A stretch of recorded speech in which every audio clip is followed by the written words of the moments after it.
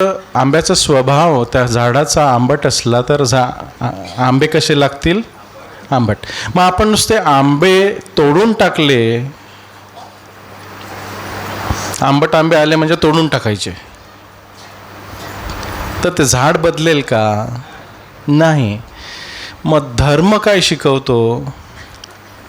जगात एवढे धर्म आहेत ना, ते काय शिकवतात की आंबट आंबा आला की तोडून टाका ना, बरोबर की नाही? गंगेत जा, आंबा धुवून टाका. हजला जा, पाप धुवून टाका. दुसरं काय? हां, दाभोरला जा, रोमला जा, आंबे धुवून टाका. पण झाडाचं काय करायचं? धर्म काय सांगतो? आंबे कापून टाका. पण आमचा ख्रिस्त सांगतो झाड बदला. हालेलुया. काय सांगतो? झाड बदला, म्हणजे त्याला आपोआप चांगली फळं येतील. अंजिराच्या झाडाला अंजिराची फळं येतील, काटेरी झाडाला काटेरी फळं येतील. प्रभू कशासाठी आला? हृदय झाड बदलण्यासाठी, आपला स्वभाव बदलण्यासाठी. जर स्वभाव बदलला तर फळंही चांगली येतील. आदामाचा स्वभाव कसा होता? 2 झाडं आहेत बायबलमध्ये. कोणती झाडं आहेत? 2 झाडं आहेत, 2 वंश आहेत. पहिला वंश कोणापासून आला? आदामापासून. आणि आदामाच्या ठायी जे सर्व जन्मले त्यांनी काय केलं? पाप केलं. एकानं पाप केलं, त्यामुळे सर्वांनी पाप केलं. बरोबर की नाही? आपण पाप का करू लागलो? कारण आपण आईबापापासून जन्मलो आणि त्यांच्या आईबापांनी पाप केलं, त्यांच्या आईबापांनी पाप केलं. कुठे गेलं ते? कुठे पोचलं? आदामाजवळ. आपण कोणाची लेकरं आहोत? कुणापासून जन्मलोत? हां, आपण जेव्हा देहानं जन्मलो तेव्हा आदामापासून जन्मलो, त्यामुळे त्याची पापं आपल्यात आली, आपोआप आली. शिकवावं लागलं का? चोरी करायला शिकवावं लागतं का मुलांना? आपल्याला आपोआप होतं ना, बरोबर की नाही? कुणापासून आलं? आदामापासून. स्वभाव आला. आता तुम्ही म्हणाल, कोण कमी पापं करतं, कोण जास्त पापं करतं? हा जास्त पापी आहे, तो कमी पापी आहे. पण देवाजवळ एक जरी पाप केलं तरी तो पापीच आहे. देवाला 100 पाप काय आणि देवापुढे 1 पाप काय? सर्व पाप. त्यासाठी लिहिले सर्वांनी पाप केले आहे. काय केलंय? सर्वांनी पाप केले आहे आणि देवाच्या गौरवाला उणे पडले आहेत. पहा, रोमकरास पत्र 3 अध्याय वचन 23.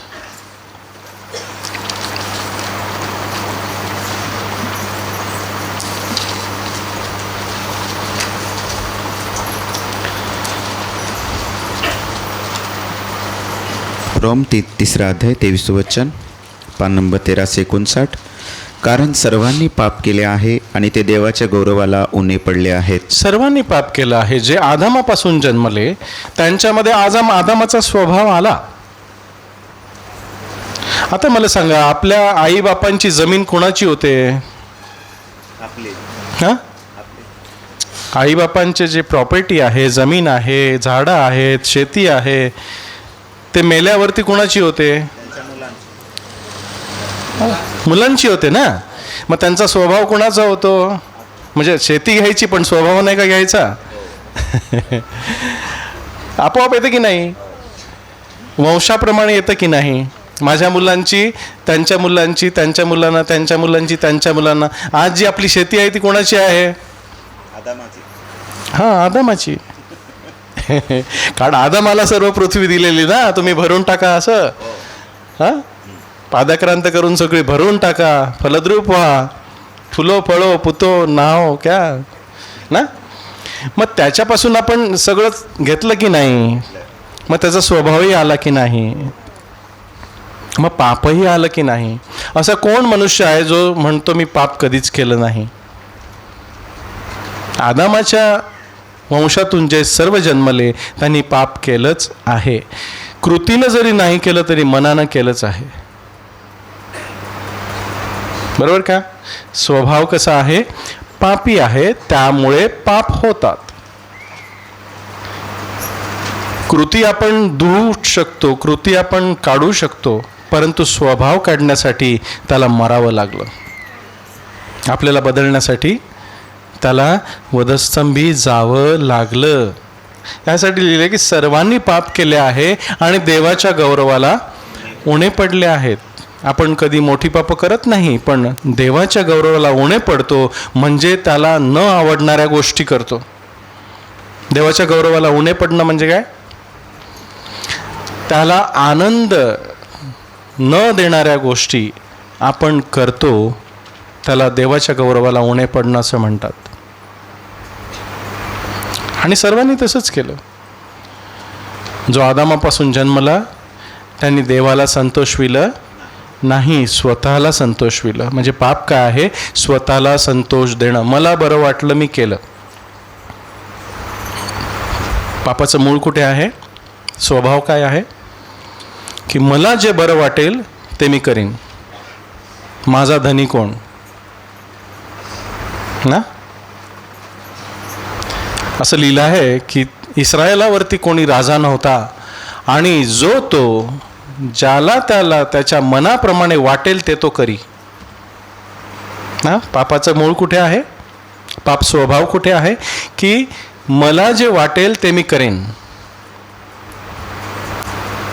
मग नाही पण काय आहे? देवाला जे आवडेल ते मी करीन. देवाला गौरव देणं काय आहे? देवाला जे आवडेल ते मी करीन, तेच मी करीन. प्रभू येशू सांगतो की मी सर्वदा त्याला संतोषविणाऱ्या गोष्टी करतो. त्यानं पाप केलं, त्याच्या मुखात कपट आढळलं, कारण त्याचा स्वभाव आदामापासून आला नाही तर देवापासून आला. येशू आदामापासून जन्मला का? मरियेपासून जन्मला, पण आदामाचं बीज त्याच्यात नव्हतं. समजलं का? मरियेच्या बीजामध्ये देवाचं बीज एक झालं, पवित्र आत्मा तिच्यावरती आला आणि तिला पुत्र संभवला. त्यामुळे त्यामध्ये पाप नव्हतं, तो स्वभाव आला नाही. गुणसूत्र असतात माहिती आहे ना? शाळेत शिकलात का गुणसूत्र? पित्याकडून 23 गुणसूत्र येतात आणि मातेकडून 23 गुणसूत्र येतात. म्हणजे 46 गुणसूत्र झाली म्हणजे पुत्र किंवा कन्या जन्मते.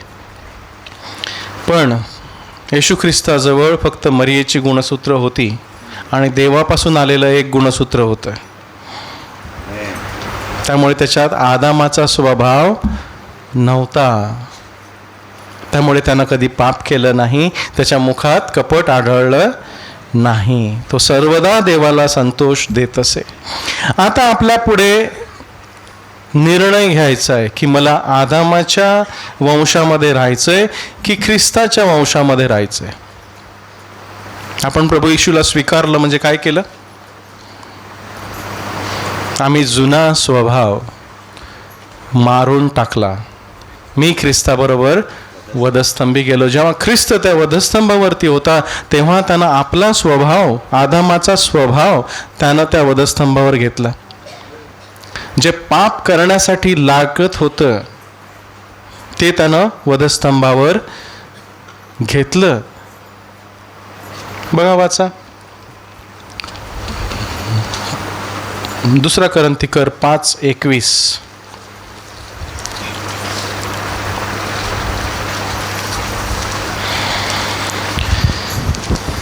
2 कोरिन्थिकर 5:21.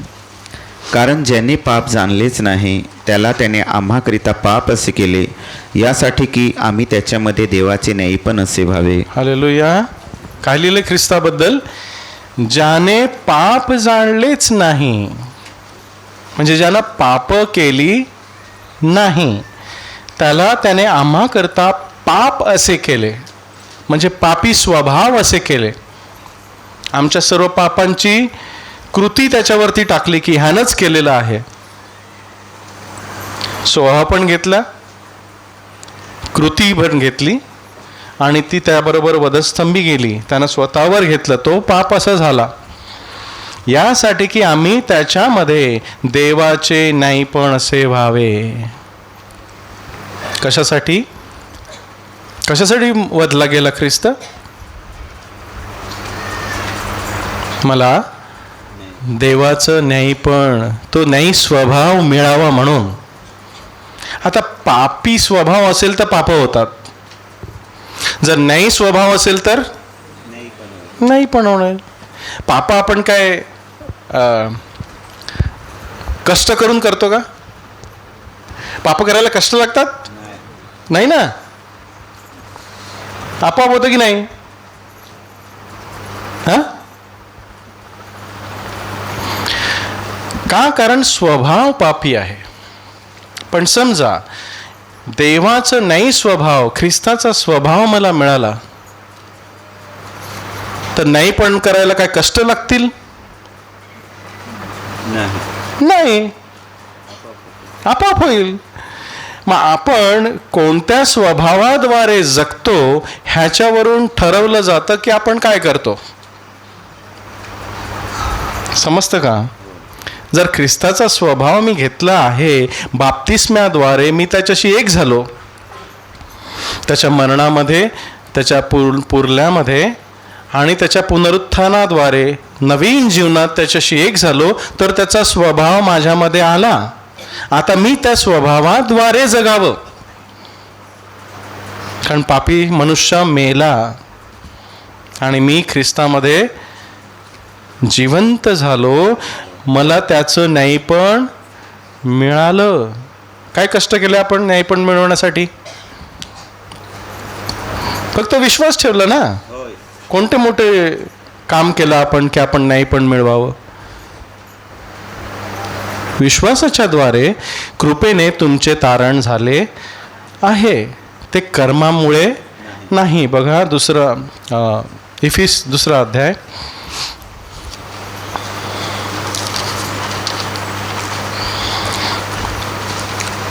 8 आणि 10, 8 ते 10. पान नंबर 1414, इफिस 2 अध्याय 8 वचन. कारण तुम्ही कृपेनेच विश्वासाच्या द्वारे तारलेले आहात, आणि हे तुम्हापासून नव्हे तर हे देवाचं दान आहे. हे कर्माकडून नाही, यासाठी की कोणी नावाजून घेऊ नये.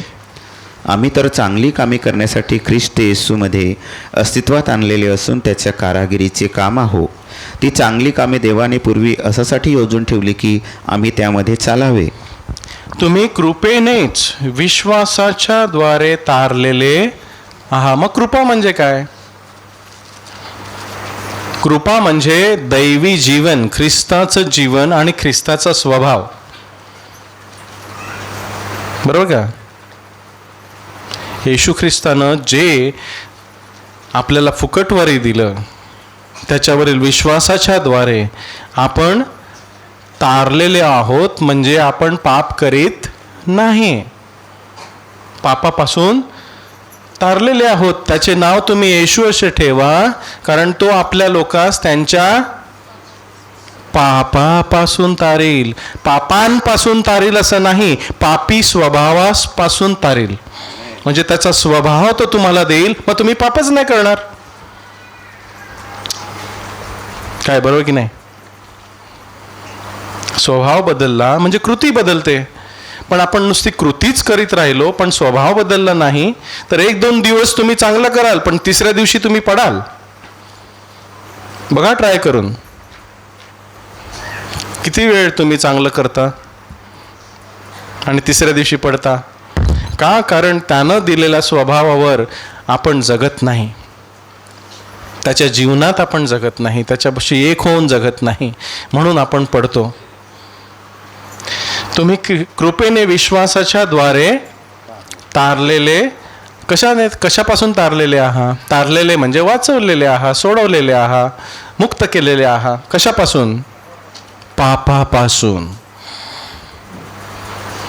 बरोबर का? पापापासून म्हणजे पापी स्वभावापासून तारलेले आहात. जर पापी स्वभावापासून आपण तारलेले असू तर दैवी स्वभाव आपल्यामध्ये आहे आणि जे काही आपण करतो ते चांगलं करतो आपोआप. हालेलुया. आणि हे तुम्हापासून नाही तर हे देवाचे दान आहे. हे आपण स्वतः पवित्र झालो असं नाही, तर त्यानं त्याचे पवित्र आत्मा आपल्याला दिलेला आहे. हे देवाचं. तुम्ही पवित्र आत्म्यात तुम्ही येशू ख्रिस्ताच्या नावात बाप्तिस्मा घ्या म्हणजे तुम्हाला पवित्र आत्म्याचं दान मिळेल. कशासाठी? पवित्र आत्मा कशासाठी दिला? त्याचा स्वभाव आपल्यामध्ये दिला. पवित्र आत्मा पवित्र आहे, त्याचा स्वभाव पवित्र आहे, तो आपल्यामध्ये राहतो म्हणून आपण नाही पण करतो. दारू पिणारा काय करेल? त्याला दारुडाच माहित. तो म्हणतो मी दारुडा आहे, मी दारूच पिन. बरोबर की नाही? म्हणजे जे आपण स्वतःला समजतो ते आपण करतो. मग जर समजा देवानं मला नाही ठरवलेलं आहे आणि मी स्वतःला नाही ठरवतो देवामध्ये, ख्रिस्तामध्ये, तर मी काय करेन? नाही पण करेन. हालेलुया. कष्ट पडत नाही. म्हणजे तुम्ही मध्ये कोण आहात ह्यावरून तुमची कृती ठरते. मग जर ख्रिस्त माझ्यामध्ये राहतो तर माझ्यामधून तो दिसला पाहिजे. फक्त मला त्याच्याशी जडून राहावं लागेल. त्यासाठी तो म्हणतो तुम्ही माझ्यामध्ये एक व्हा, माझ्या मरणामध्ये, माझ्या पुनरुत्थानामध्ये. माझ्या आठवणीसाठी हे करा. मग कधी करायची आठवण? रोज, प्रत्येक समयी. जेव्हा पाप पुढे येतं तेव्हा सांगायचं मी ख्रिस्ताबरोबर वधस्तंभी गेलो आहे. आता मी नाही तर ख्रिस्त माझ्यामध्ये जगतो आणि तो मला पापावरती विजय देतो. हालेलुया. मी स्वतःच्या शक्तीनं पापावरती विजय मिळवू शकत नाही. ट्राय पण करू नका. तुम्ही पडाल.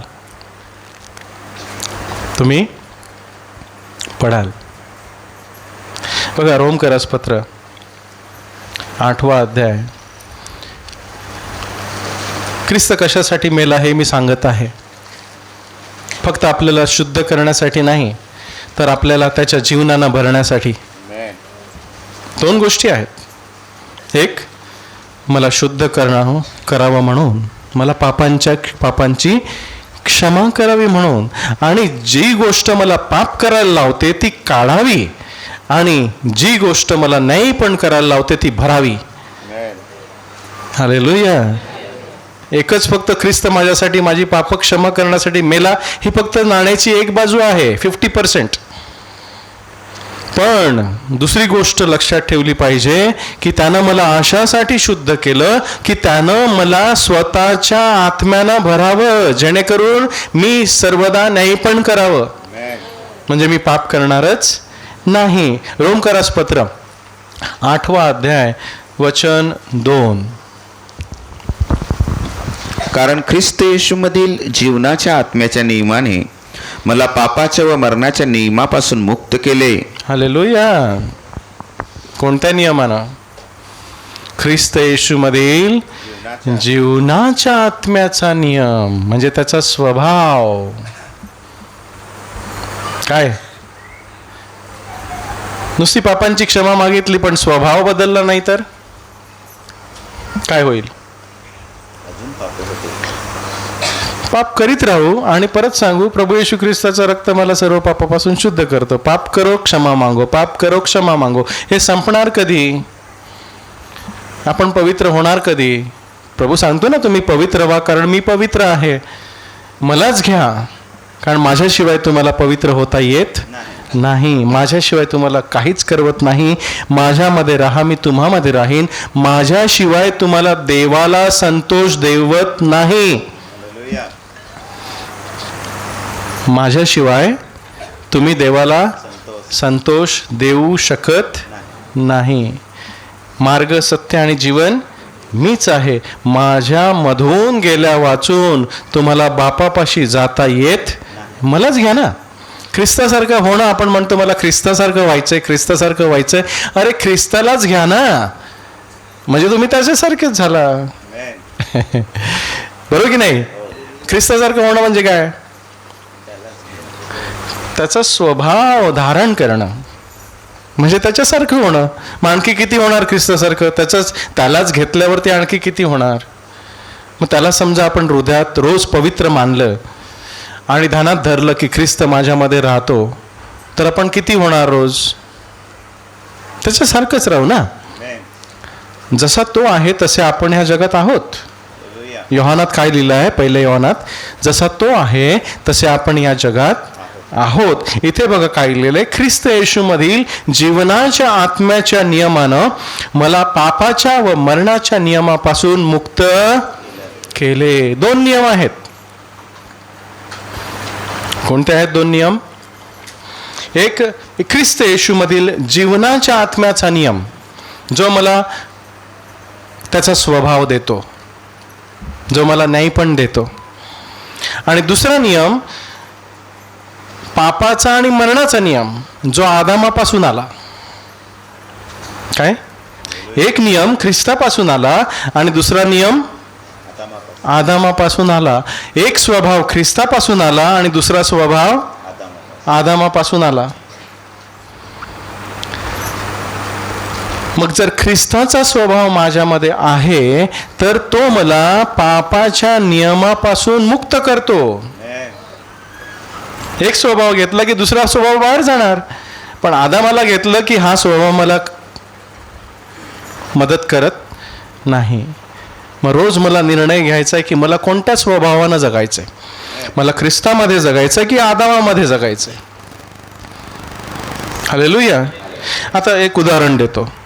हा पेन आहे. काय आहे? पेन दिसतोय ना. हा मी खाली टाकल्यावर कुठे पडेल? का? हा कुठे पडतो? खाली पडतो. का? कारण एक नियम आहे, त्याला नियमाला म्हणतात गुरुत्वाकर्षण. म्हणजे पृथ्वी सर्व गोष्टी आपल्याकडे आकर्षून घेते ना. बरोबर की नाही? आंबा पडला कुठे पडतो? खाली. इकडे पण आणि अमेरिकेत पण ना. अशी कुठली जागा आहे जिथे वस्तू पडली तर ती खाली पडत नाही, वरती जाते? पृथ्वीवर अशी कोणती जागा आहे? नाही. म्हणजे गुरुत्वाकर्षणाचा नियम सर्व पृथ्वीवरती, सर्व जागेत, सर्व वेळी, सर्वदा कामी येतो. काय? गुरुत्वाकर्षणाचा नियम पृथ्वीवर सर्व जागी, कुठेही, सर्वदा एकाच नियमानं कामी येतो. तुमचं वजन इथे किती आहे? 50 किलो. अमेरिकेत किती असेल? हा? तुम्ही दिल्लीला गेलात, तिथे तुमचं वजन किती होईल? हा? तिथे तेवढंच राहील ना. याचा अर्थ काय की गुरुत्वाकर्षणाचा नियम सर्वदा एकाच नियमानं काम करतो. बरोबर? मग हा तर पेन खाली का पडत नाही? हा? हा पेन खाली का पडत नाही? हातानं मी पकडलेला आहे. बरोबर? आपण जेव्हा आदामात जन्मतो तेव्हा आपण काय करतो? काहीही केलं तरी खाली. पापच होतं ना. आदामात जेव्हा आपण जन्मलो तेव्हा आपण काहीही केलं तरी पापच व्हायचं. तो नियम, पापाचा आणि मरणाचा नियम आपल्यावरती काम करत होता. हालेलुया. बघा, साधे सोबत भाषेत मी तुम्हाला सांगतोय. परंतु असा एक नियम आला की ज्यानं मला त्या पापाच्या आणि मरणाच्या नियमापासून तारलं. कोणता नियम? जीवनाचा. माझ्या हातामध्ये काय आहे? जीवन आहे. काय आहे? जीवन आहे. मेलेला असतं तर, माझा हात मेला तर पेन खाली पडेल. मग पेन का पडत नाही? कारण जो जिवंत आहे त्यानं त्याला आधार दिलेला आहे. मग ख्रिस्त येशूमधील जीवनाच्या आत्म्यानं मला पापांच्या आणि मरणाच्या नियमापासून मुक्त केलं. हालेलुया. समजतं का मी काय सांगतो? मग आता पापाचा नियम माझ्यावर चालत मी मुक्त आहे. जिथे प्रभूचा आत्मा आहे तिथे मोकळीकता आहे. जर प्रभूचा आत्मा माझ्यामध्ये आहे तर मी पापापासून मुक्त केलेला आहे. पाप माझ्यावर सत्ता चालवत, कारण मी नियमशास्त्राच्या अधीन नाही तर कृपेच्या अधीन आहे. त्या जीवनाच्या आत्म्याच्या नियमाला कृपा म्हणतात. काय म्हणतात? काय म्हणतात? ख्रिस्त येशूची कृपा. की ख्रिस्त येशूच्या जीवनाच्या आत्म्याच्या नियमानं मला धरून ठेवलेलं आहे. तो मला सोडत नाही, तो मला टाकत नाही. मग ख्रिस्त येशू कशासाठी मेला?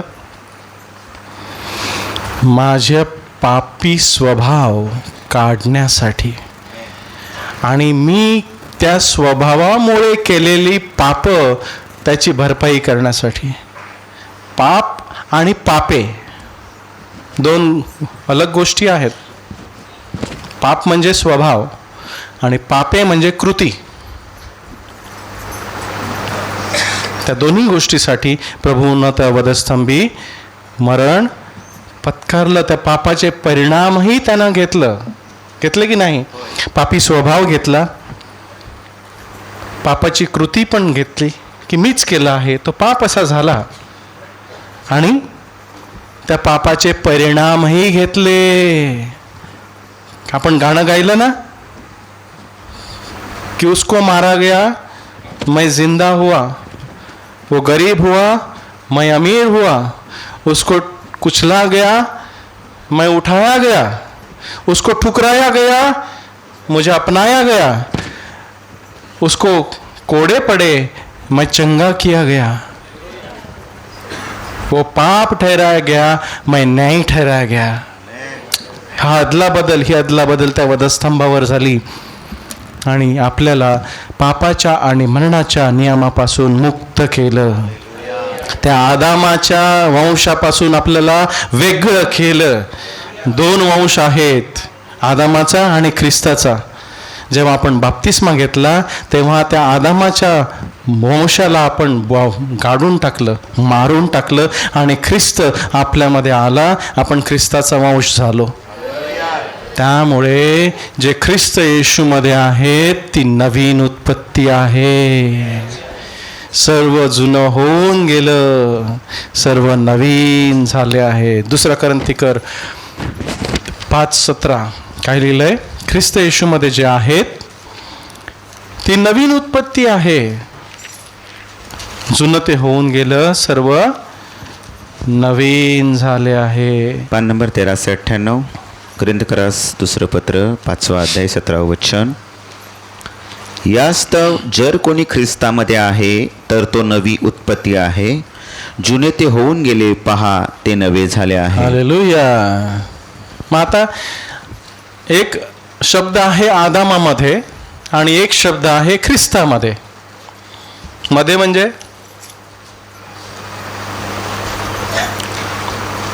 आदामामध्ये म्हणजे त्याच्या स्वभावामध्ये, त्याच्या वंशामध्ये, त्याच्या पिढीमध्ये. आणि ख्रिस्तामध्ये म्हणजे त्याच्या वंशामध्ये, त्याच्या स्वभावामध्ये, त्याच्या चांगुलपणामध्ये,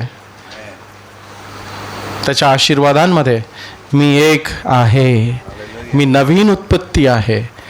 जुनी उत्पत्ती होऊन गेली, माझा वंश काढून टाकला, जुना वंश काढून टाकला. आता माझा वंश ख्रिस्ताचा वंश आहे.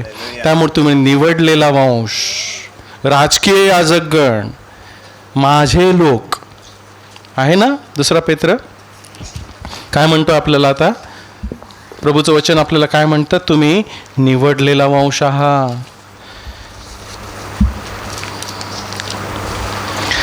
पहिला पेत्र 2 अध्याय वचन 9.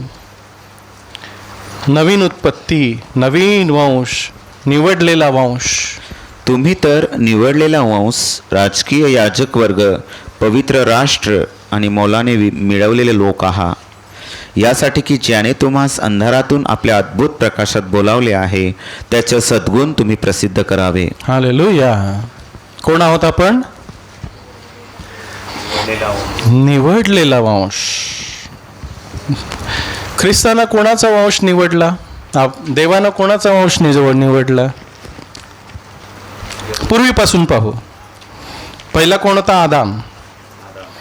नंतर त्याच्यापासून नोहा. नोहाची 3 मुलं होती,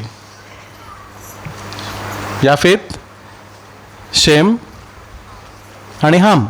त्यापासून कोणाला निवडलं? शेम. शेमपासून अब्राहम ना, बरोबर की नाही? 3 नावं आहेत, इब्री, इस्रायली आणि यहुदी ना. बायबलमध्ये आपण काय म्हणतो? देवाच्या लोकांना 3 नावं दिलेली आहेत ना. इब्री म्हणजे मोशेच्या काळी काय म्हटलेलं? इब्री लोक ना. इब्री म्हणजे अब्राहमापासून आलेली. इब्री म्हणजे अब्राहमापासून त्याचे वंशज. मग इस्रायल. मग कोणाला? इस्रायल कोणाचं नाव? याकोबाचं. म्हणजे देवानं आदामाला निवडलं, आदामापासून अब्राहमाला निवडलं, अब्राहमापासून नोहाला निवडलं, नोहापासून शेमला निवडलं, शेमपासून अब्राहमाला निवडलं, अब्राहमापासून याकोबाला, इस्रायलाला निवडलं. आहे ना, बरोबर की नाही? म्हणजे आपण काय पाहिलं? इब्री पाहिलं आणि इस्रायल पाहिलं. इस्रायलातही त्यानं निवड केली. इस्रायलला किती पोरं होती? 12 वंश ना. त्यातून कोणाला निवडलं? यहुदाला निवडलं. आणि यहुदापासून दावीद, शल्मोन, शल्मोनापासून येशू. हालेलुया. आणि येशूपासून अरे बघा, इब्री, मग इस्रायली, मग यहुदी, मग येशूचे, ख्रिस्ती, ख्रिस्तामध्ये असलेले. कोणता वंश श्रेष्ठ? ख्रिस्ताचे. आम्ही ख्रिस्ताचे वंश आहोत, आम्ही त्याचे मुलं आहोत. गर्व वाटतो, पण तसे वागलं पण पाहिजे. काय? हां, बघा, आम्हाला निवडलेलं आहे. आम्ही साधीसुधी लोक नाही, निवडलेला वंश आहो. आम्ही ख्रिस्ताचा वंश आहो. आमचा जुना आदामाचा वंश देवानं काढून टाकला त्या वधस्तंभामुळे. एवढी किंमत देवानं मोजलेली आहे. सोपं आहे का हो? कशासाठी ख्रिस्त मेला? की आम्हाला पुत्राचा अधिकार द्यावा, आम्हाला नवीन उत्पत्ती बनवावं, आम्ही पापावरती आणि सैतानावरती विजय मिळवावा. हालेलुया. बघा, आपण कोण आहोत ते आपण जाणलं नाही तर आपण मनुष्यासारखेच मरू. काय म्हणतंय वचन? तुम्ही देव आहात. कोण आहात? पण तुम्ही मनुष्यासारखे मराल. वचन काय सांगतं? तुम्ही कोण आहात? आदाम कोणाचा पुत्र होता? देवाचा. मग तुम्ही कोण आहात? पण तुम्ही मनुष्यासारखे मराल. पण देवानं आपल्याला मारण्यासाठी नाही तर तारण्यासाठी, जीवनासाठी बोलावलेलं आहे. कारण त्या वधस्तंभावरती त्यानं ती किंमत चुकवलेली आहे आणि तो म्हणाला, पूर्ण झाले आहे. जी काही किंमत मोजायची होती ती मोजलेली आहे. आता फक्त तू माझ्यावरती विश्वास ठेव, मला घे आणि माझ्यामध्ये चाल. मी तुझ्यामध्ये राहीन, तू माझ्यामध्ये राहा. माझ्यामध्ये असल्याशिवाय तुला बापापाशी जाता येत नाही, तुला त्याला संतोष देता येत नाही. सोपं आहे ना की कठीण आहे? कोणता धर्म आहे हा? दुसऱ्या धर्मात शिकवलं जातं की देवाकडे कसं जायचं. बरोबर की नाही? सर्व धर्म कसे शिकवतात? तू हे कर म्हणजे देव खुश होईल, तू नारळ फोड देव खुश होईल, तू एवढं कर म्हणजे तुला मोक्ष मिळेल. दुसरे धर्म काय शिकवतात? कर्मांनी देवाला संतोष देणं. देवाकडे जाण्यासाठी कर्म करावी, कर्मकांडात गुंतावं, म्हणजे देव खुश होईल. पण आपला प्रभू येशू ख्रिस्त, आपण देवाकडे गेलो नाही, देव आपल्याकडे आला आणि तो म्हणाला, मला खुश करण्यासाठी तू मलाच घे. माझ्यात राहिल्याशिवाय तुला देवाला खुश करता येत, तू मलाच घे ना, म्हणजे मी तुझ्यामध्ये राहीन आणि देवाला खुश करीन. मग कशासाठी विकत घेतलं आपल्याला? 1 कोरिन्थिकर 3 अध्याय 6 अध्याय. आपण या गोष्टी जाणू आणि विसरू नये की वधस्तंभी कशासाठी गेला प्रभू. नाहीतर आपण फक्त वर्षातनं एक दिवस आपण गुड फ्रायडे करू, शुभ शुक्रवार करू, इकडे जमू आणि वर्षभर विसरून जाऊ की देवानं हे किंमत कशासाठी मोजलेली आहे की मी त्याचं खाजगीचं धन व्हावं, त्याचे सद्गुण मी प्रसिद्ध करावे. त्यानं मला अंधाराच्या सत्तेतून काढून आपल्या पुत्राच्या, प्रिय पुत्राच्या राज्यात आणून घातलेलं आहे, जेणेकरून मी त्याचे सद्गुण प्रसिद्ध करावे की माझा देव चांगला आहे.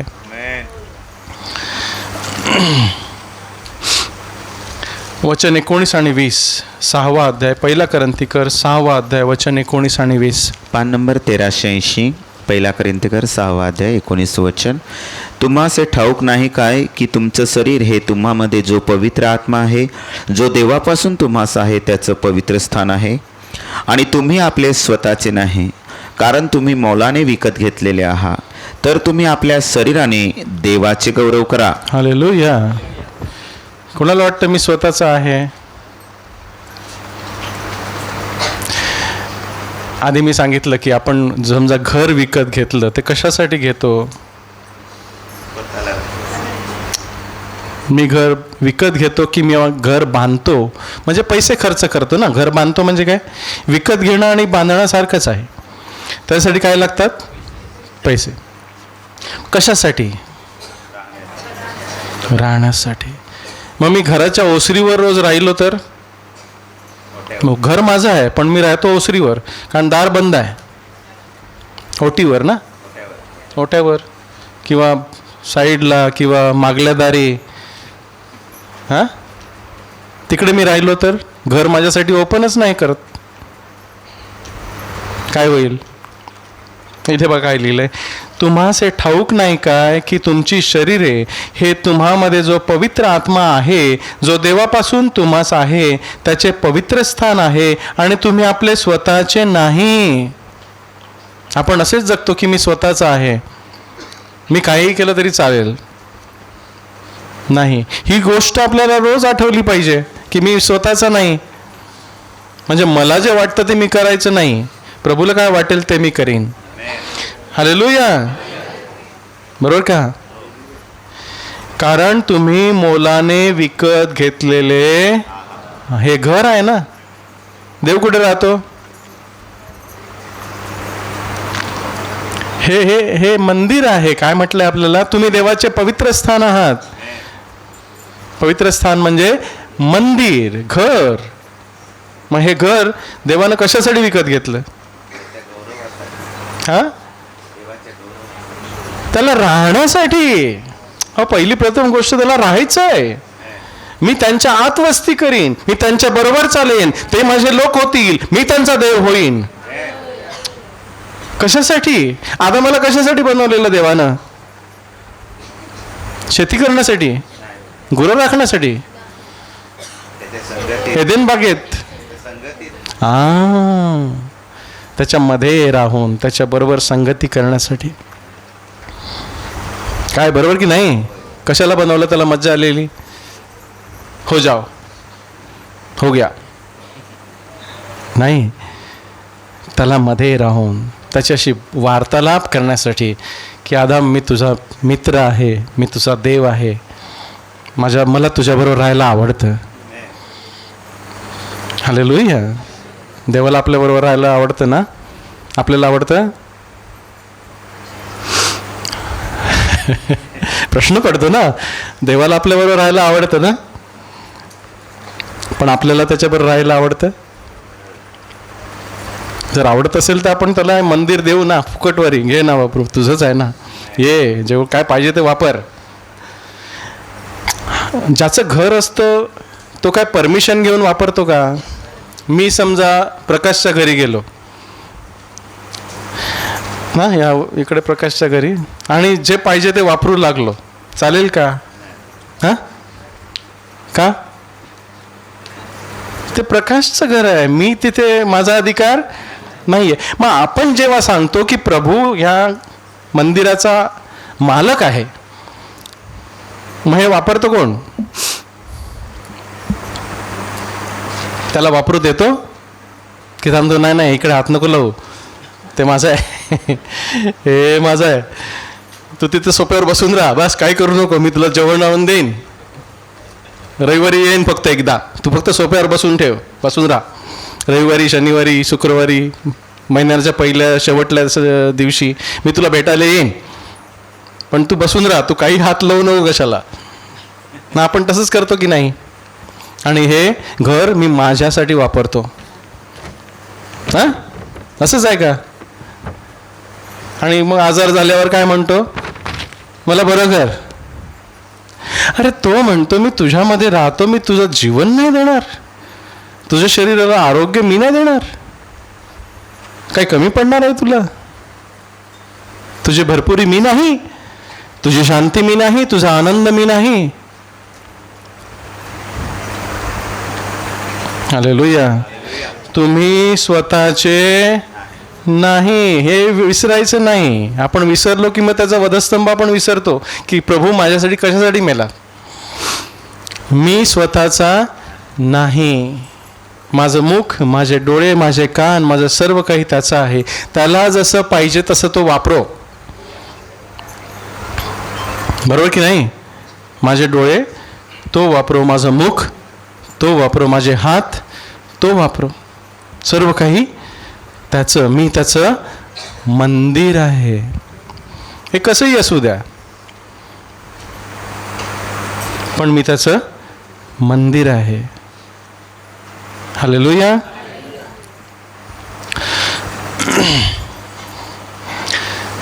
रोमकरास पत्र 5वा अध्याय.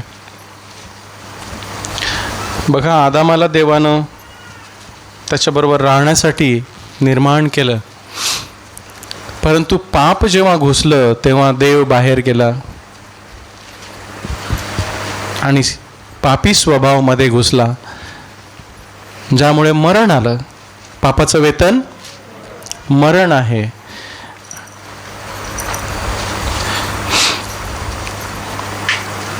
वचन 15 पासून आपण वाचू.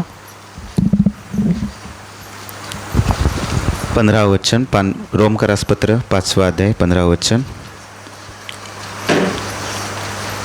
तथापि जसा अपराध तसे कृपादानही आहे असे नाही, कारण त्या एकाच्या अपराधाने जर पुष्कळ लोक मरण पावले, तर देवाची कृपा आणि येशू ख्रिस्त ह्या एका मनुष्याच्या कृपेने झालेले दान हे अधिक विशेष करून पुष्कळ लोकांकरिता विपुल झाली.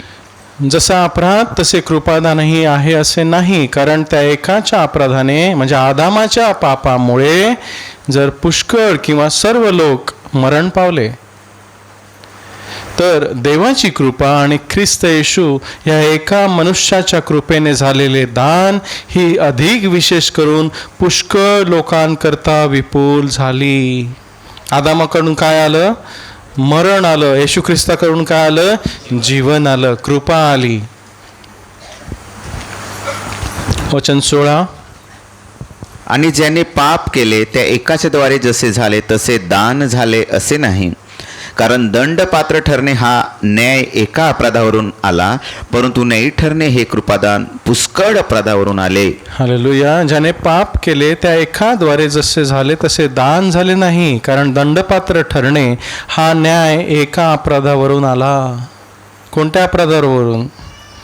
आपण न्यायी पापी कसे ठरवलं गेलो? अब्राहमाच्या अपराधामुळे, आदामाच्या अपराधामुळे. आदामानं ते फळ जे खाऊ नको सांगितलेलं ते खाल्लं, त्यामुळे एकामुळे सर्व अपराधी गणले गेले. हालेलुया. आदामाचा स्वभाव त्याच्या पिढीमध्ये सर्वांमध्ये आला, न सांगता न मागता, आणि सर्वांनी पाप केलं. हालेलुया. तसेच नाही ठरणे हे कृपादान पुष्कळ अपराधांवरून आले. जर आपण अपराधच केला नसता तर नाही ठरायची गरज होती का? नाही. पण आपण जाणतो जेव्हा आम्ही पाप केला आहे आणि प्रभू येशू ख्रिस्तावरती विश्वास ठेवतो तेव्हा त्याचं नाही पण मला फुकटवारी मिळतं. विश्वासाच्या द्वारे, कर्माने नाही. वचन 17. कारण जर त्या एकाच्या अपराधाने त्या एकाच्या द्वारे मरणाने राज्य केले, तर कृपा व न्यायीपणाचे दान याची विपुलता जे पावतात ते अधिक विशेष करून ह्या एका येशू ख्रिस्ताच्या द्वारे जीवनात राज्य करतील. हालेलुया. आधी आपण मरणात राज्य केलं की नाही? पापांमध्ये राज्य केलं की नाही? काय होती आपली परिस्थिती?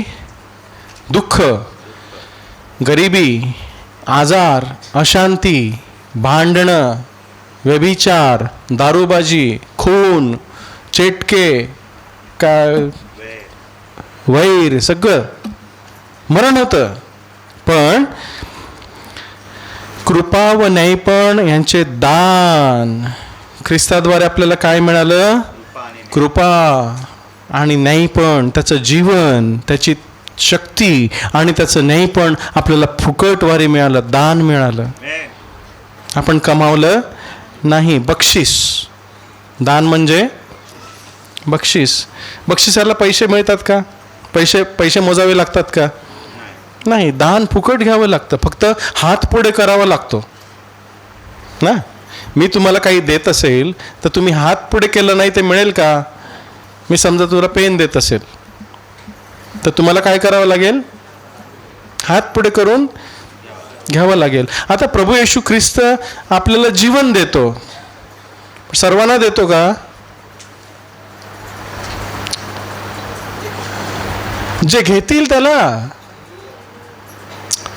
जे घेतील त्याला. नाही घेतलं तर आहे पण तुम्हाला मिळणार नाही, कारण तुम्ही घेतलं नाही. ज्यांनी त्याच्यावरती विश्वास ठेवला आणि ज्यांनी त्याला अंगीकारलं त्यांना देवाची लेकरे होण्याचा, ज्यांनी त्याला स्वीकारलं, विश्वास ठेवला आणि स्वीकारलं, त्यांनी त्याला देवाची लेकरे होण्याचा सर्वांना दिला. कोणाला दिला? विश्वास ठेवला आणि त्याला. विश्वास ठेवणं इतकंच नाही तर त्याला अंगीकारणं म्हणजे भरून घेणं. मध्ये ये प्रभू, माझ्यामध्ये राहा, हे घर तुझं आहे. विश्वास ठेवणं म्हणजे फक्त विश्वास ठेवणं, पण अंगीकारणं ही त्या नाण्याची दुसरी बाजू आहे. जर मी फक्त विश्वास ठेवला चालेल का? दुसरे ठेवतात की नाही प्रभू येशू ख्रिस्तावरती विश्वास, पण अंगीकारतात का? स्वीकारतात का? त्याला मध्ये घेतात का? त्याला राजा किंवा प्रभू म्हणून स्थान देतात का? आपल्या शरीरावरती अधिकार देतात का की घे प्रभू वापर? विश्वास ठेवणं आणि अंगीकारणं भिन्न गोष्टी आहेत. दोन्ही पाहिजेत. विश्वास ठेवणं की हो प्रभू तू मला जीवन देत आहे. अंगीकारणं म्हणजे ते घेणं. विश्वास ठेवणं म्हणजे हो तू माझ्यासाठी मेलास, तू वधस्तंभ सहन केलास, तू माझी पापं वाहिलीस, तू माझे रोग वाहिलेस, तू माझी गरिबी घेतलीस, तू माझी अशांती घेतलीस. परंतु जेव्हा आपण स्वीकारतो तेव्हा ते माझं होतं.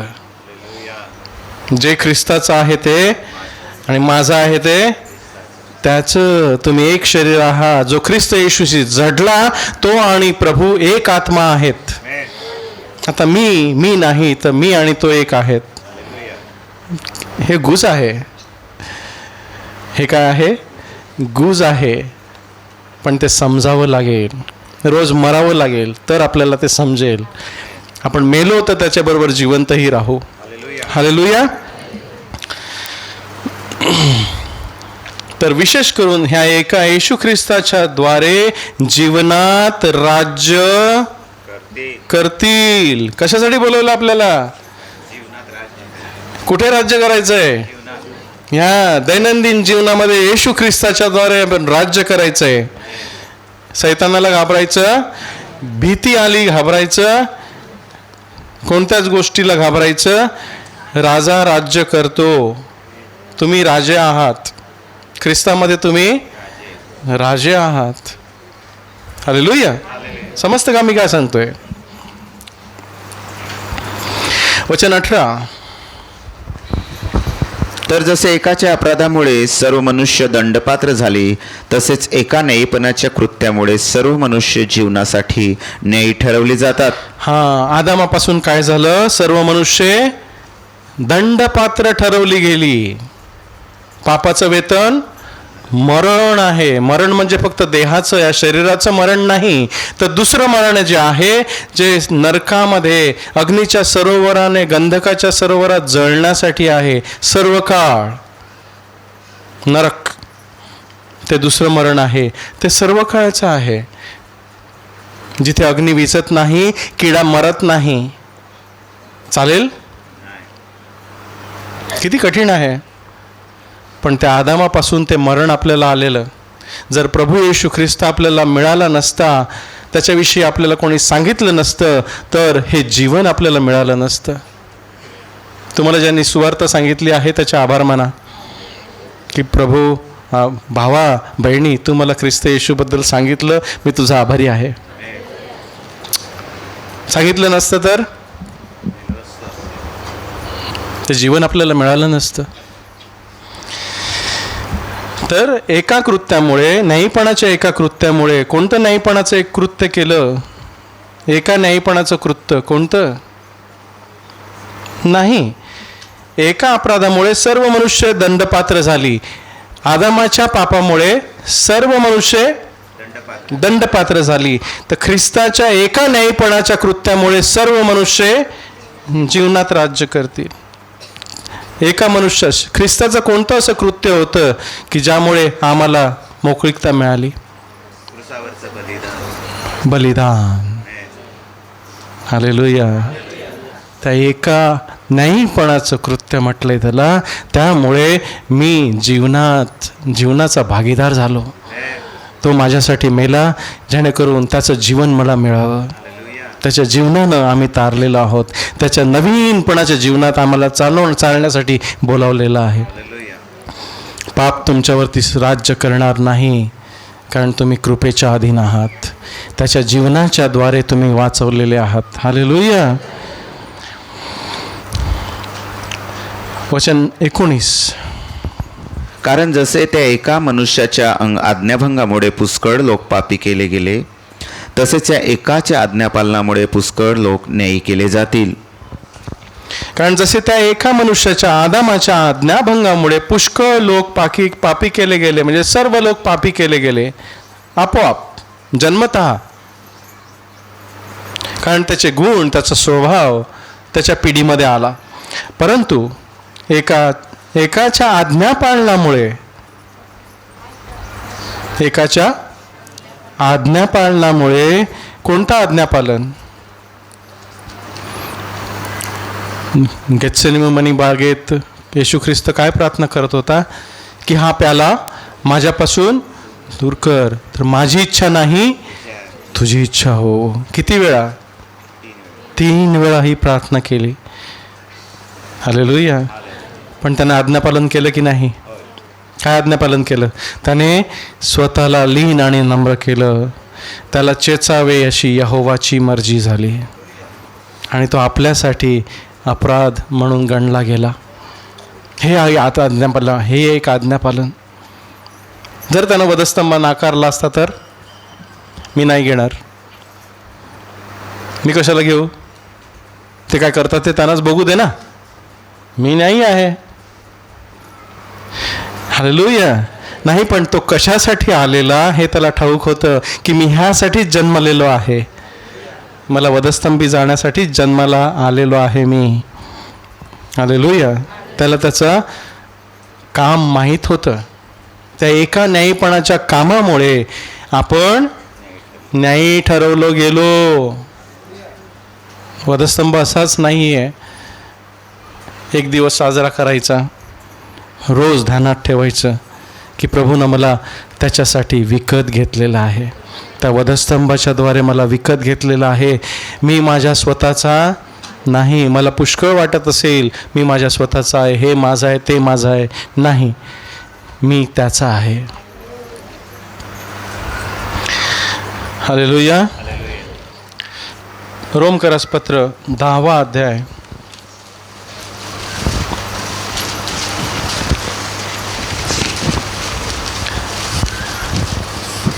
एक मिनिट.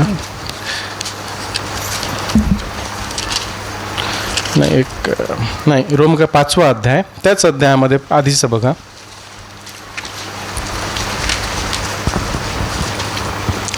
पासून आपण वाचू. रोमकरसपत्र 5वा अध्याय वचन 6 पासून 11. कारण आपण दुर्बल होतो तेव्हा योग्य वेळी ख्रिस्त अभक्तांसाठी मरण पावला. कारण आपण दुर्बळ होतो तेव्हा योग्य वेळी ख्रिस्त अभक्तांसाठी मरण.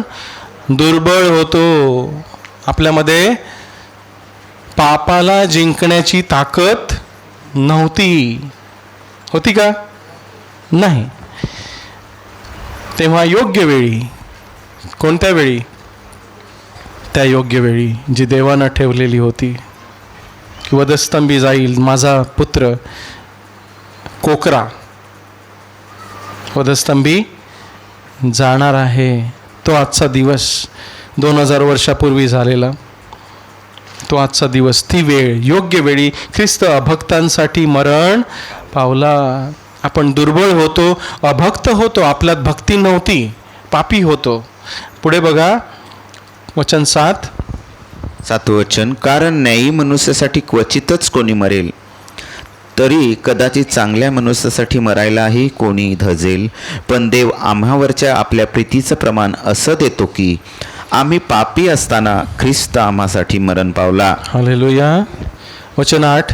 देव आम्हावरच्या आपल्या प्रीतीचे प्रमाण असे देतो की आम्ही पापी असताना ख्रिस्त आम्हासाठी मरण पावला. पहिली गोष्ट होती आम्ही दुर्बळ होतो, अशक्त होतो. दुसरी गोष्ट म्हणतोय आम्ही अभक्त होतो, आमच्यामध्ये देव नव्हता. तिसरी गोष्ट म्हटले आम्ही पापी होतो ना. आणि देव आम्हावरच्या आपल्या प्रीतीचे प्रमाण असे देतो की आम्ही पापी असताना ख्रिस्त आम्हासाठी मरण पावला. हालेलुया. बघा वचन 9. तर आपण आता त्याच्या रक्ताने न्यायी ठरवलेले असता त्याच्याकडून अधिक विशेष करून देवाच्या क्रोधापासून तारलं जाऊ. तर आपण आत्ता कधी आत्ता कोणती वेळ आहे? आत्ताच आजच तारणाचा दिवस आहे. आत्ताच मान्य केलेल्या वेळेस मी तुझं ऐकलं. आत्ता आपल्या हातात काय असतं? आत्ता. आज सुद्धा नाहीये. किती वाजल्या? 11:15. किती तास गेले ह्या दिवसाचे? किती तास होऊन गेले? 11:15 गेले. आहेत का हातात? आपल्या हातात काय आहे? आता येणारे किती तास उरलेत? 12 तास उरले ना. आहेत का हातात? नाहीत. गेले ते गेले, येणारे माहीत नाहीत. मग आपल्याकडे काय आहे? आता. कधी तारले जाऊ? आता आता आता आता. मरेपर्यंत कधी आहे? आता आता आता आता. आज आता. मान्य केलेल्या वेळेस मी तुझ्या ऐकले. आजच तारणाचा दिवस आहे. आत्ताच ती वेळ आहे. तू जर आपल्या मुखाने येशू ख्रिस्ताला प्रभू असं कबूल करशील आणि आपल्या हृदयात त्याला देवानं उठवलं असा तू विश्वास ठेवशील तर तुझे तारण होईल. हालेलुया. कधी? आज. आता. उद्याचा भरोसा. आज गचकला तर? अरे आज गचकला तर कुठे जाशील? खाली की वर? खाली. हा, माहीत आहे सर्वांना. मग घ्या ना त्याला. हालेलुया.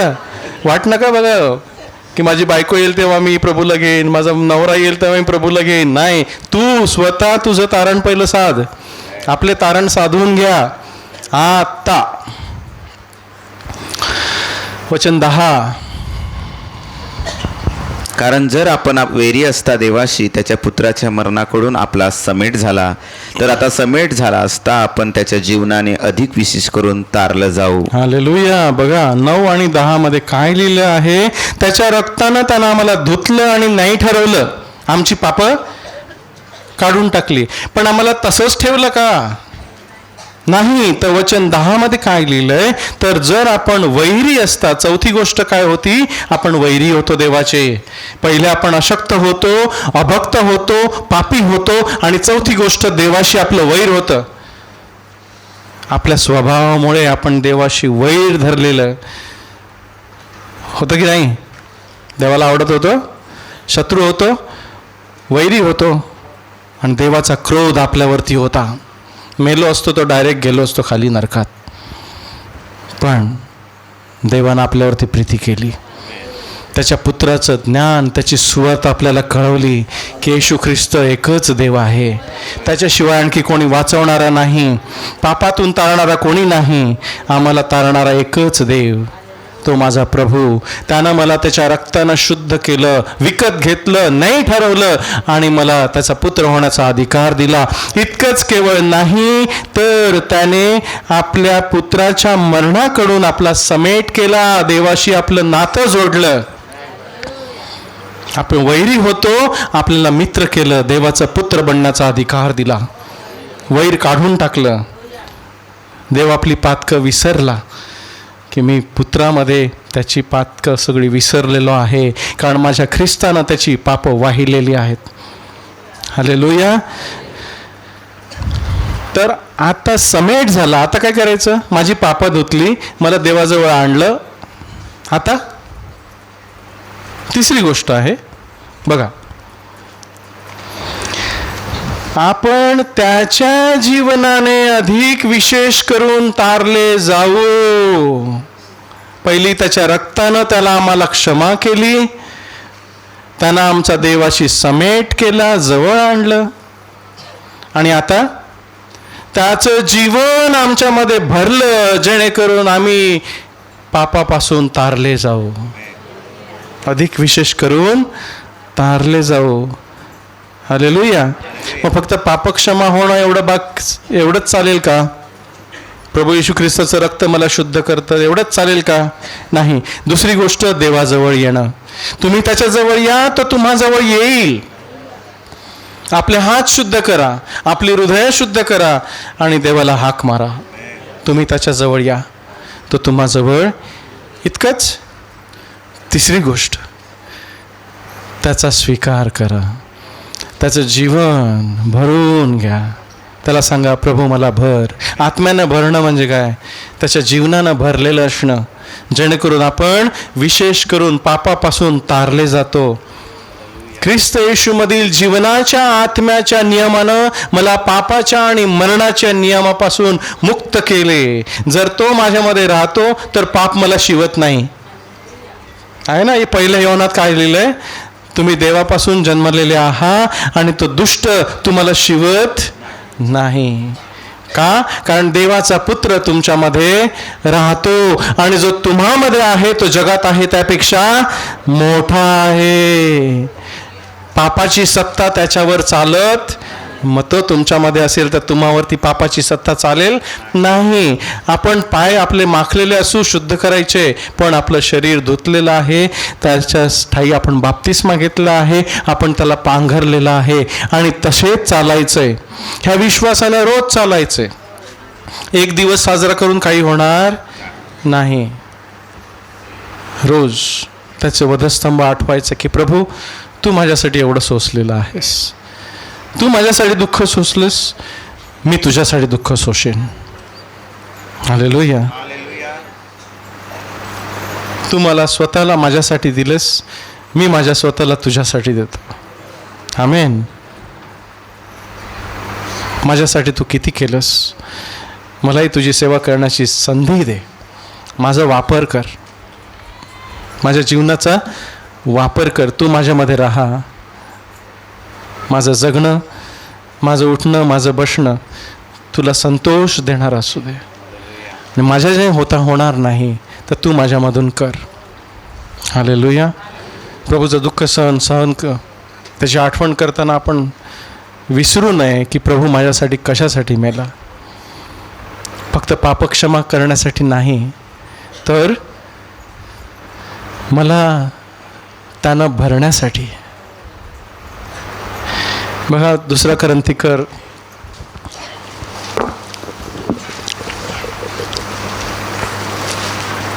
5वा अध्याय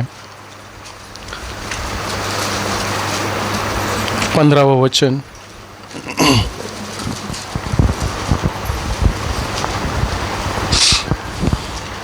दुसरा कोरिन्थिकर 5वा अध्याय 15 वचन. आणि तो सर्वांसाठी याकरिता मेला की जे जगतात त्यांनी पुढे आपणाकरिता नव्हे तर आपणासाठी जो मेला व पुन्हा उठला त्याच्याकरिता जगावे. हालेलुया. तो आपल्यासाठी कशासाठी मेला इथे लिहिलेलं आहे की मला विकत घेण्यासाठी, जेणेकरून मी स्वतःसाठी नाही तर माझ्या प्रभूसाठी जगावं. हालेलुया. हा उद्देश या वचनामध्ये आपल्याला जाणून घेता येतो की मी माझ्या स्वतःचा नाही. प्रभूनं मला अशासाठी खंडून घेतलं, माझ्या पापांची क्षमा केली. त्याच्या आत्म्याने मला अशासाठी भरलं की मी स्वतःसाठी नाही तर त्याच्यासाठी जगावं. हालेलुया. विसरायचं नाही. थकलात का? उभे राहायचंय. नंतर आपण प्रभू भोजनास जाऊया. जरा वेळ उभे राहू.